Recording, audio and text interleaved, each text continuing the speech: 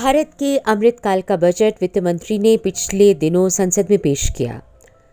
यह भारत के अमृतकाल का वास्तविक रोड मैप था। लेकिन जैसे ही बजट आया, भारत विरोधी गैंग ने तुरंत कमर कस ली और आधारहीन आलोचनाओं का अंबार लगा दिया। ऐसी ही कुछ आलोचनाओं का उत्तर मैं आपको राइट एंगल विद ज्योति किरण के इस अंक में प्रस्तुत करूंगी। आपका एक बार फिर स्वागत। आप सुन रहे हैं मेरे साथ राइट एंगल विद डॉक्टर ज्योति किरण। एक ऐसी अर्थव्यवस्था जो विश्व की सबसे अधिक गतिमान अर्थव्यवस्था के रूप में स्वीकृत हुई, भारत, और आईएमएफ से लेकर वर्ल्ड बैंक ने उसके मैक्रो फंडामेंटल्स को बेहतरीन बताया। यह जरूरी था कि ऐसी अर्थव्यवस्था को आत्मनिर्भरता से आधुनिकता की ओर ले जाने वाला एक नीति पत्रक प्रस्तुत किया जाए। वर्तमान बजट इसी नीति पत्रक को प्रस्तुत करता है। आलोचना तो भाई स्वाभाविक है, सार्थक आलोचना सदैव लाभप्रद ही होती है, किंतु बजट की कुछ आलोचनाएं इतनी आधारहीन, इतनी लचर और इतनी अजीबोगरीब हुई कि उनका यहाँ उत्तर देना बेहद जरूरी है। कई आलोचनाएं राजनीति से प्रेरित होती हैं, उन्हें समझा जा सकता है। कई आलोचनाएं नवीन सिनिकल शब्द रचने की भावना से प्रेरित होती हैं, उन पर दया की जा सकती है। पर कई आलोचनाएं मिथ फैक्ट्री में भ्रम फैलाकर जनता को गुमराह करती हैं और जनता वास्तव में विश्वास के आधार पर विकास में पार्टिसिपेट नहीं कर पाती। ऐसी कुछ भ्रम पैदा करने वाली आलोचनाओं का उत्तर देना मुझे लगता है युग धर्म है। आप हैं मेरे साथ राइट एंगल विद ज्योति किरण में। तो बजट भाषण की सबसे ज्यादा प्रभावित करने वाली बात थी उसकी लक्ष्य रचना और सुस्पष्टता, उसकी क्लैरिटी। अगले 2 दशकों तक का पूरा विजन सामने रखते हुए विकास एवं समावेशी कल्याण की बात, निजी निवेश व सार्वजनिक पूंजी निवेश की साझेदारी, प्रौद्योगिकी जनित विकास, ऊर्जा संक्रांति और जलवायु परक विकास, ये सब लक्ष्य एक दूसरे पर कैसे आधारित हैं, कैसे जुड़े हुए हैं और कैसे एक तरीके से सस्टेनेबल है, ये खाका भी पेश किया गया। पीएम गति शक्ति, उत्पादकता बढ़ाना, समेकित विकास और निवेश को वित्त पोषित कर पाना इस बजट की प्राथमिकता बनकर भी उभरे। आर्थिक सर्वे से ही ये स्पष्ट हो गया था, जैसे मैंने आपको पिछले पॉडकास्ट में बताया, कि भारत की अर्थव्यवस्था कोविड की त्रासदी के झटकों से लगभग उबर चुकी है, बहाल हो चुकी है। सर्वे में जब 9.2% की वृद्धि दर का अनुमान सामने आया, जिसे चंद दिन पूर्व अंतर्राष्ट्रीय मुद्रा कोष का अनुमान भी समर्थन देता दिख रहा था, तो हमारा ये आत्मविश्वास दुगना हो चला कि भारत विश्व की सबसे तेज बढ़ती अर्थव्यवस्थाओं में शामिल ही नहीं, बल्कि कुछ मामलों में आगे भी निकल गया है। बड़ी जिज्ञासा से विश्व आज भारत की तरफ देख रहा है, उसके शानदार प्रदर्शन की तरफ भी। चूंकि मैक्रो फंडामेंटल्स की मजबूती है, बेहतरीन जीएसटी के कलेक्शंस के आंकड़े हैं, ये सब कुल मिलाकर ये इंगित करते थे कि सरकार कैपेक्स और आधारभूत ढांचे पर खर्च करने में ज़रा भी परहेज नहीं करेगी। ये मैंने आपको पिछले पॉडकास्ट में कहा भी था जब बजट से एक्सपेक्टेशंस की बात की थी, और यही हुआ भी। पीएम गति शक्ति के 7 इंजन, फॉर एग्जांपल सड़क, रेल, एयरपोर्ट, सार्वजनिक परिवहन, जलमार्ग या लॉजिस्टिक संरचना, इन सभी का एक बड़ा मास्टर प्लान घोषित हुआ। ये आत्मनिर्भर भारत को अभी केवल आधुनिक भारत नहीं, बल्कि एक अल्ट्रा मॉडर्न, अति आधुनिक विश्व स्तरीय अर्थव्यवस्था में बदलने का एक क्लियर कट ब्लूप्रिंट भी था, और इसमें असंख्य रोजगार की संभावनाएं भी थी। भाई नेसेयर्स ने कहा कि रोजगार ही नहीं है, मैं आगे आपको बताती हूँ कि ये संभावनाएं किस तरह इसमें छिपी हैं। उदाहरणार्थ 2022-23 में राष्ट्रीय राजमार्ग अगर सचमुच 25,000 किलोमीटर तक बन सके, तो जरा सोचिए कि चेन इफेक्ट से, मल्टीप्लायर इफेक्ट से रोजगार संबंधित क्षेत्रों यथा सीमेंट, इस्पात से लेकर के तो अनौपचारिक क्षेत्रों तक कितने बढ़ेंगे, उससे कितनी मांग का भी सृजन होगा।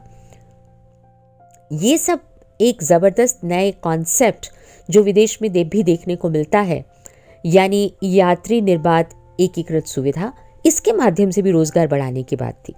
इसमें ईज ऑफ लिविंग और उसके साथ साथ रोजगार दोनों छिपे हैं। एकीकृत पोस्टल व रेल, 1 स्टेशन 1 प्रोडक्ट इत्यादि, इन सब में कल्पना शक्ति से नई अर्थव्यवस्था रचना का साफ प्रयत्न किया गया है। अभी कल ही प्रधानमंत्री जी ने बजट अभिभाषण के धन्यवाद प्रस्ताव में जो स्टेटिस्टिक्स दिया है, अगर उसी को इन लोगों ने ख्याल से देख लिया होता तो शायद कुछ समझ बढ़ सकती थी। प्रधानमंत्री जी के भाषण से ही अगर मैं कोट करूं तो 2021 में करीब 1 करोड़ 20 लाख लोगों ने EPFO पेरोल को ज्वाइन किया है, और ये सब फॉर्मल जॉब्स हैं, न कि अनौपचारिक। इसमें से 60 से 65 लाख लोग 18 से 25 साल की उम्र के हैं। इसका मतलब ये उनकी लेबर फोर्स में पहली एंट्री थी। NASSCOM के डेटा का आधार देते हुए भी हम देख सकते हैं कि इसमें डायरेक्ट और इनडायरेक्ट करीब 2.7 मिलियन जॉब्स की क्रिएशन की बात हुई है। तो ये सब रोज़गार के आंकड़े और बजट में छिपी रोज़गार की 60 लाख नौकरियों की आगे 5 इयर्स में पोटेंशियल, ये वास्तविक है। ये एक्स्ट्रापोलेशन पर और एक्चुअल स्टैटिस्टिक्स पर आधारित है। ये अर्थव्यवस्था की समझ रखने वाले कोई भी व्यक्ति इस चीज़ को समझ सकते हैं कि यह बजट निश्चित तौर पे रोज़गार को उद्दीपित करने वाला है। सरकार का काम नौकरियां देना नहीं है। जब आप कम गवर्नमेंट की और अधिक गवर्नेंस की बात करते हैं तो सरकार का काम हो जाता है एक ऐसा इकोसिस्टम तैयार करना जो नौकरियों के लिए अनुकूल हो, जिसमें नौकरियों का सृजन हो। मुझे लगता है कि इस माइंडसेट से हमें बाहर निकलना होगा कि सरकारी नौकरी ही केवल एकमात्र नौकरी पैदा करने का उपाय है। वास्तव में किसी भी आधुनिक विश्व स्तरीय अर्थव्यवस्था को उद्यमिता, स्टार्टअप्स, निवेश, आधारभूत संरचना, इन सब में होने वाली जॉब पोटेंशियल्स को ही असली जॉब पोटेंशियल मानना चाहिए, जो कि स्थायी है, सस्टेनेबल है। न कि मैं तो यहाँ तक कहूँगी कि इवन नरेगा से बेहतर शायद जो 27% इंक्रीमेंट हुआ है प्रधानमंत्री ग्राम सड़क योजना में, उसमें एक्चुअल असेट क्रिएशन की पॉसिबिलिटी है। नरेगा एक डिस्ट्रेस के समय अपनाई जाने वाली व्यवस्था के तौर पर ही रहना चाहिए। तो मुझे लगता है कि इन आधारों पर जो आलोचना की गई है वो एकदम बेमानी है, लचर है और उसमें कोई भी तथ्यात्मकता नहीं है।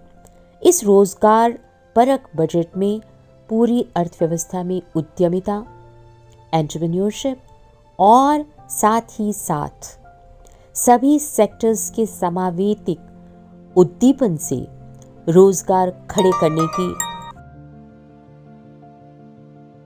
इस बजट में अर्थशास्त्र के महत्वपूर्ण बिंदु की समझ दिखाई देती है कि जब मौद्रिक नीति अपना प्रभाव खोने लगती और मुद्रास्फीति बाहरी कारणों से हो। हम देख रहे हैं कि विश्व में एनर्जी के प्राइसेस वॉलेटाइल हैं, अमेरिका इस समय मुद्रास्फीति से जूझ रहा है और पूरा विश्व इस समय पर सप्लाई चेन डिस्रप्शन से परेशान है। तो एक समझदार राजकोषीय नीति निश्चित तौर पर ये जानती है कि मौद्रिक नीति का अब प्रभाव अगर उतना नहीं होने वाला तो बहुत इफेक्टिव राजकोषीय नीति की ज़रूरत होती है। इस दृष्टि से अंतर्राष्ट्रीय मुद्रास्फीति के दबाव में बढ़ती हुई ऊर्जा की कीमतें, अंतर्राष्ट्रीय सप्लाई चेन के डिस्ट्रप्शंस वगैरह, ये सब भारत को नोन थे और इसलिए हम उसे कितनी त्वरित गति से रिस्पॉन्ड कर सकते हैं, पूरी की पूरी इकोनॉमिक पॉलिसी में पिछले 1.5-2 वर्ष में हमें यही दिखाई देता है। भारत का ये वाला बजट भी इसी का एक उदाहरण है। 4.39 ट्रिलियन से बढ़कर कैपेक्स या पूंजीगत व्यय का 5.54 ट्रिलियन होना, यानी एक साथ एक ही वर्ष में 26% की बढ़ोतरी कोई छोटी बात नहीं है। यह सीधा पूंजीगत व्यय से रोजगार सृजन का धमाका था और यह भी कि इस व्यय की उत्पादकता को सुधारों के साथ में लाया जाए, तभी तो सारे स्ट्रक्चरल रिफॉर्म्स किए गए। इस समय पूरा विश्व जब अपने गवर्नमेंट स्पेंडिंग को एक्सेलरेट करने में लगा था, भारत अपने सप्लाई चेन्स और सप्लाई सेक्टर्स में स्ट्रक्चरल रिफॉर्म्स करने के पूरे काम में लगा हुआ था और यही कारण है कि भारत की अर्थव्यवस्था में विश्वसनीय तरीके से वृद्धि हुई है। मैं इसे इस नज़रिए से बोल्ड बजट भी कहूँगी क्योंकि 6.9% के राजकोषीय घाटे के साथ एक बड़े कैनवस पर सार्वजनिक व्यय का खाका भी रचा गया है, जिसमें मुद्रास्फीति पर ध्यान तो दिया ही दिया गया है क्योंकि फिस्कल कंसोलिडेशन ये बहुत महत्वपूर्ण लक्ष्य है और इसे अगले वर्षों में बहुत तरीके से समझ से कम करने का पूरा मार्ग दिखाया गया है। पर उसके अनावश्यक भय से, या मैं ये भी कहूँगी इवन के इन्फ्लेशन के अनावश्यक भय से विकास पर उत्पादक खर्चे को कम नहीं किया गया।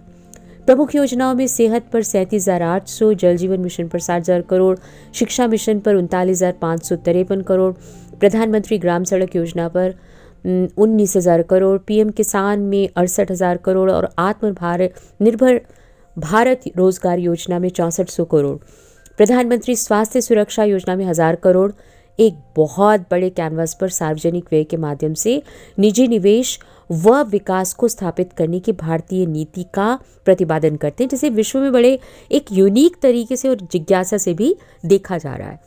और ये भी उम्मीद की जा रही है कि अगर इस नीति की सफलता हमें दिखाई दे रही है, जो कि अच्छे मैक्रो फंडामेंटल्स में हमें समझ में आ रही है, तो मुझे लगता है कि भारत को एक केस स्टडी के तौर पे ज़रूर देखा जाएगा।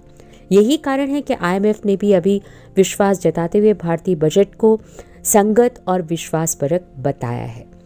पर भाई निंदक तो फुल टाइम काम में लगे हुए थे।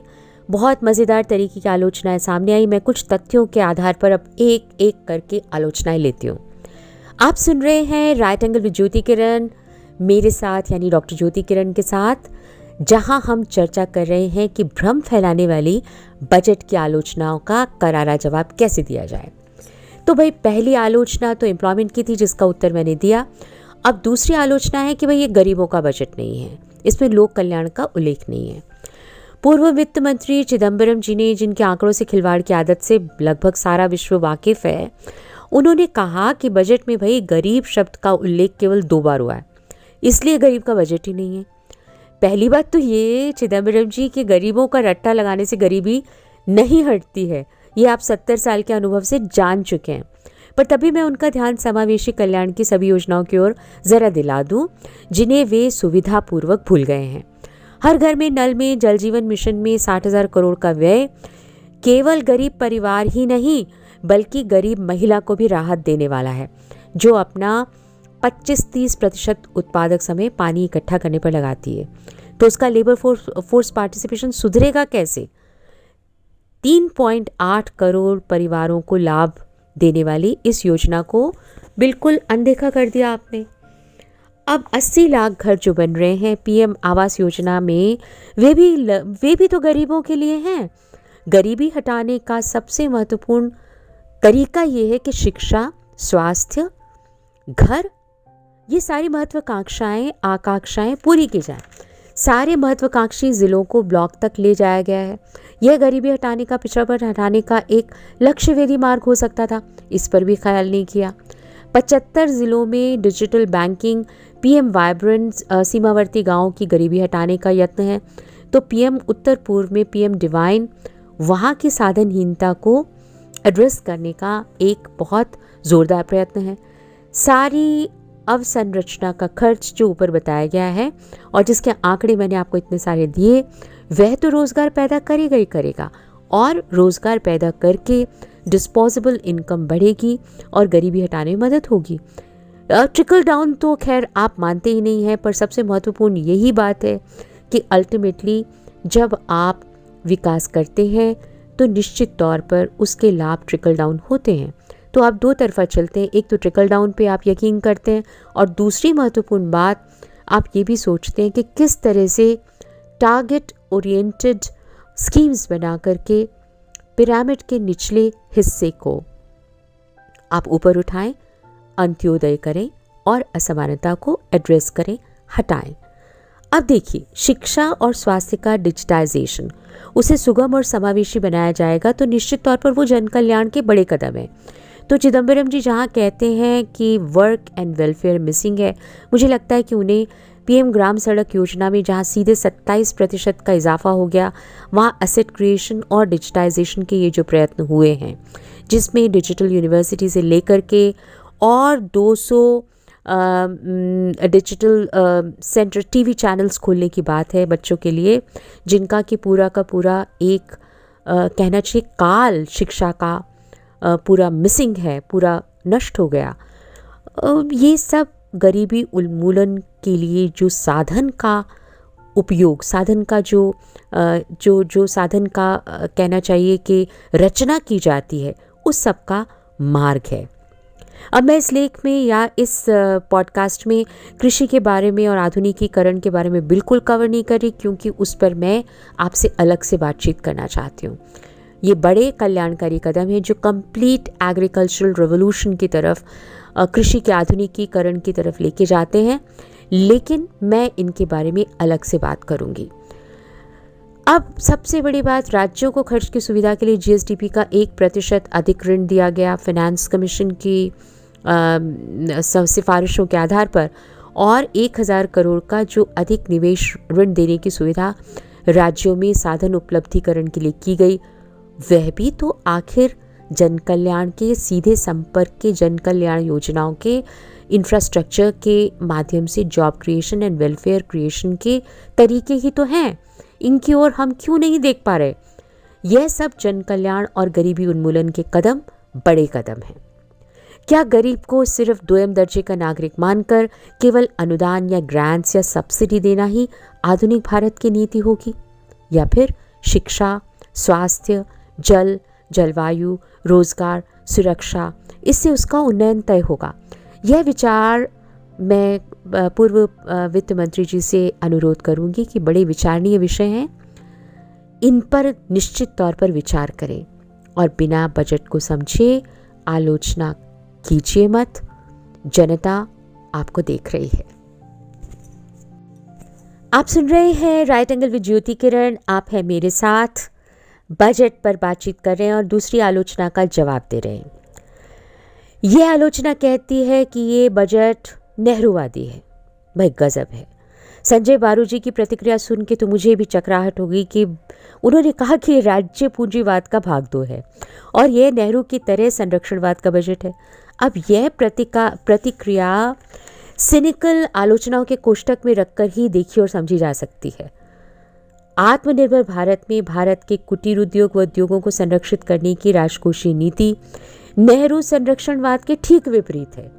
संजय जी, उदाहरण दूं मैं आपको, रत्न और ज्वेलरी में जिस प्रकार सीमा शुल्क में 7.5% से 5% करने से अंतर्राष्ट्रीय निर्यात की केवल राजस्थान में 5000 करोड़ की मार्केट में 800 से 900 करोड़ का इजाफा होता है और इससे 20,000 से 30,000 संभावित रोजगार बढ़ते हैं। अब आप बताइए कि इसको आप संरक्षणवाद का नेहरू के संरक्षणवाद से कंपेयर करेंगे या डोमेस्टिक सेक्टर्स को उद्यमिता और उद्दीपन देने के लिए भारत की आत्मनिर्भरता की ओर एक कदम बताएंगे? भाई बड़ा समझ का फेर है। यह तो केवल एक राज्य की मैंने बात की, इस तरह से पूरे देश में जहाँ जहाँ छोटे उद्यमियों को हैंड होल्डिंग की ज़रूरत है और जहाँ जहाँ उन्हें आत्मनिर्भर भारत में कंट्रीब्यूट करने का पूरा पोटेंशियल उपलब्ध है, उन सेक्टर्स में अगर अच्छा राजकोषीय नीति का उपयोग किया गया है तो इसमें आपको क्या लग रहा है? इसमें क्या पूरी की पूरी बात ही इस दृष्टि से देखी जानी चाहिए। आप अगर नेहरूवाद के साये से परे होकर इनोवेशन को देखेंगे बजट में, तब आपको समझ में आएगा कि ग्रामर एंड वोकैबुलरी अब बदल चुकी है। राजकोषीय नीति का अनुकूलतम प्रयोग अगर राज्य को एक सही तरीके से गरीबी उन्मूलन और स्वरोजगार को बढ़ाने के लिए उपयोग में लिया जा रहा है, तो मुझे लगता है कि इसमें कहाँ से नेहरूवाद आप ढूंढ के लाए हैं, ये समझ से परे। नेहरू का पूरा मॉडल विकास का महलनोबिस मॉडल के बेस पे था, जिसमें राज्य के ओनरशिप में उद्योग धंधे लगाना और उसमें आधारभूत तरीके से राज्य को ओनरशिप देना और फिर लाल फीताशाही के माध्यम से पूरे वाद को चलाना, पूरे तंत्र को चलाना, यह नेहरूवाद था जिसे कांग्रेस ने 70 साल तक भारत की अर्थव्यवस्था पे लादे रखा। आत्मनिर्भर भारत कम सरकार और अधिक गवर्नेंस की बात करता है। दोनों भाई दर्शन के तौर पर ही अलग अलग हैं। हर हाथ को काम का उपाय तो पंडित दीनदयाल उपाध्याय के दर्शन पर आधारित है, जो आत्मनिर्भर भारत का आधार तो है ही है, साथ ही भारत के नीति निर्देशक तत्वों के सामाजिक न्याय पर भी आधारित है, जिनके विषय में 70 साल में बात ही नहीं की गई। चक्रीय अर्थव्यवस्था की बात यानी सर्कुलर इकोनॉमी की बात जो प्रधानमंत्री जी ने वर्ल्ड इकोनॉमिक फोरम में अभी अभी की, वह वास्तव में भारतीय दर्शन में जिसमें उपभोग नहीं उपयोग पर आधारित है। इसी दर्शन की झलक इस पूरे बजट में दिखाई देती है, जहां पर सर्कुलर इकोनॉमी को भी टच किया गया है और डिजिटल इकोनॉमी को भी। अतः इसकी नेहरू के विकास मॉडल से तुलना करना असंगत है, भ्रम फैलाने वाला है और एब्सोल्युटली तथ्यहीन है। अब आते हैं तीसरी आलोचना पर। तीसरी आलोचना तो और भी विचित्र थी, जिसमें कहा गया कि महिलाओं के लिए बजट में कुछ भी नहीं है। बजट आते ही साम्यवादी लेफ्ट महिला समूह और उनके गैंग्स, उनके पैरोकार शोर मचाने लगे, शहनाई बजाने लगे कि बजट महिला विरोधी है, इसमें महिलाओं के लिए कोई योजनाएं नहीं, नई योजनाएं बताई नहीं गई। इससे आधारित आलोचना तो अभी तक मैंने सुनी ही नहीं।